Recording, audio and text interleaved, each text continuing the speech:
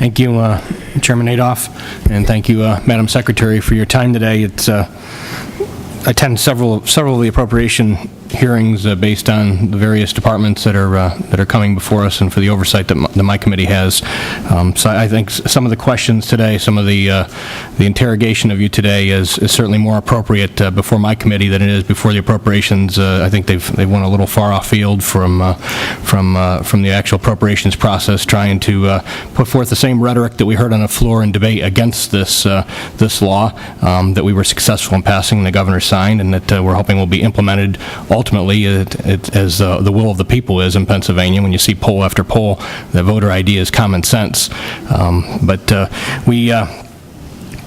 I've been traveling to Philadelphia this year and had a chance to meet with some folks down there about some of the voting irregularities that have occurred in Philadelphia in the most recent election, and we will be holding a hearing on that for interested members that might want to take some of those issues and come and talk about those before my committee in the future.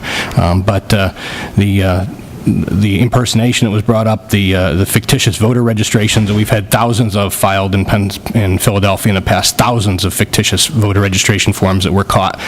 Fictitious voter registration forms can result in fictitious individuals being on the ballot and without voter ID.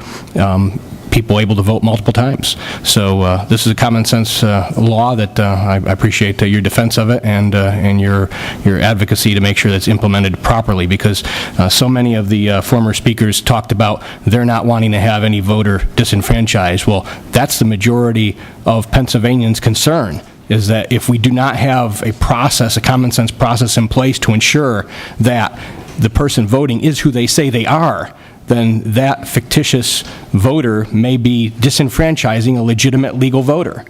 So all of this, all of this smoke and mirrors that we've been seeing about their concern for not disenfranchising people is exactly the opposite. I have a concern that we don't disenfranchise voters, and that's why I authored the voter ID law. But Madam Secretary, to get to the point of the integrity of our election process, which we intend on offering some additional legislation this session with the help of the members and the majority leader and the Speaker, to move forward with trying to ensure that we have integrity in the process. And one of the issues that was brought up with me in Philadelphia was the fact that we have judges of election that are not abiding by the law at the polling precincts, and that they're seating minority inspectors. Sometimes it may even be family members, is what was told to me, and that they're refusing to seat at times court-appointed minority inspectors, as we saw happen in this most recent election. So when you see things like that happening, you start to look at what kind of oversight do we have between the state and the County Bureau of Elections, and from the County Bureau of Elections to their specific judges of elections. And that question on a broader spectrum back to the maintenance of the voter registration, that the Pew Center had released a study a year or so ago stating that there were about 24 million voter registrations across the nation that were not valid, that 1 in 8 essentially of voters registered in America, that they were not valid. Now, we have the Voter Registration Act here in Pennsylvania that requires that counties engage in the regular list maintenance, voter registration list maintenance activities, and that they remove duplicate and that they remove otherwise invalid voter registrations. Those revelations, those startling revelations across the state, across the country, that we had invalid registrations, suggest that provisions of our law and provisions of other laws like that around the country might not be enforced and might not be followed by the specific counties that are supposed to be maintaining those lists. How does the department monitor what the county is doing with our lists, and do they have a process in place to try and help hold them accountable to enforcing the law, abiding by the law? Thank you. It is in Pennsylvania. Elections are done at the county level. The Department of State provides the SURE system and the voter registration system, but the actual registering of voters is done in the 67 counties. So they have jurisdiction over that. The Department of State really has no authority to enforce. If there are anomalies, it's done through reports to the local Board of Elections and whatever, the work of the local Board of Elections in conjunction with the district attorney.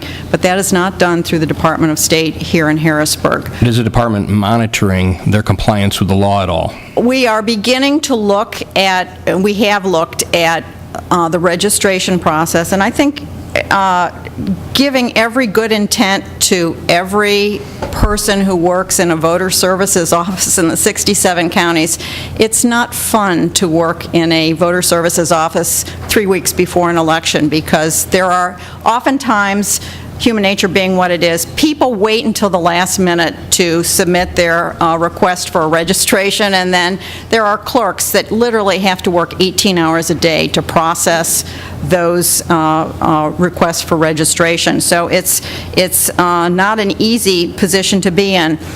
What we are looking at, and this was just my thinking, how did this system work? And I'll tell you how I got to it. I wanted to know if there were people who had no signatures on record, because the reliance of determining that the person who is voting is who he says he is by matching signatures.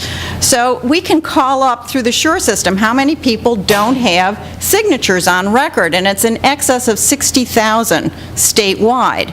So we're beginning the initiative, and the Department of State will ask counties to secure signatures for those voters, but we can't require them to do it. So I think that's an important first step. Similarly, when clerks in voter services offices enter voters, register voters, they're supposed to check the name and then the birthday, and then that's what you call the duplicate check, to make sure that the person hasn't registered in 2 separate counties. So that's the duplicate check. If the proposed person registering passes the duplicate check, then it goes on to the driver's license, the Social Security number. And the system is set up so it'll go over to PennDOT and check to see if that name, that birthday, and that driver's license match. It's a 3-way match. Same thing, or else it'll go the other direction, and it'll go to the Social Security system to see if the last 4 digits of the Social Security number match. In a crunch, a person entering those voters can do a manual override. And I was curious to know the numbers of manual overrides, and there are in excess of 60,000 manual overrides, people who didn't meet the 3-way match. And there's a due diligence and people make mistakes, so it could be that they could have typed in the wrong 4 digits, or they could have spelled a name wrong, or they could have transposed a number on a birthday. There are lots of reasons why they don't match, but then there is an obligation on the part of the registrar to investigate it. And oftentimes, you get down to the end, and it's 2 weeks before you have to print the poll books, and then the choice for the clerk is, do I use the manual override button and get this person as a registered voter, or do I wait and possibly deny them the right to vote? And in Pennsylvania, they generally press the manual override button. And then those people are on the voting lists. Okay, thank you, Madam Secretary.